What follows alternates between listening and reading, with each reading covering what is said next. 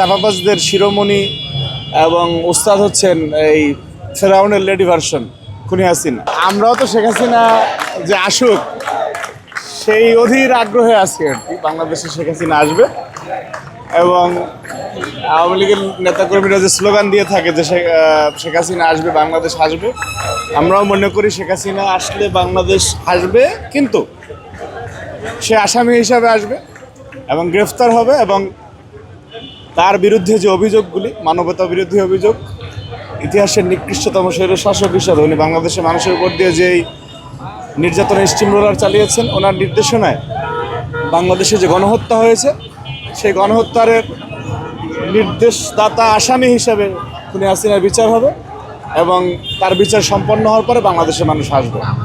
বক্তব্য এতটুকুই। কিন্তু এই যে আওয়াজ দিচ্ছে সেটি তো উনি যাওয়ার পরই আমরা দেখেছি যে ওনার আপনার চট করে চলে আসবেন, পাশেই আছে, যে কোনো সময় ঢুকে যাবেন, এই সমস্ত কথাবার্তা ওনারা বলে থাকেন।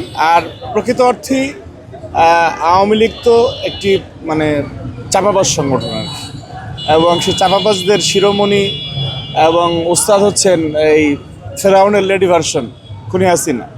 সুতরাং এই যে আল্লাহ যে ফেরাউনকে ডুবাইছে, কিন্তু কিছু মানুষ যুগে যুগে ফেরাউনের পদঙ্ক অনুসরণ করে এবং সেই পদঙ্ক অনুসরণ করা একজন ব্যক্তি হচ্ছে খুনি হাসিনা।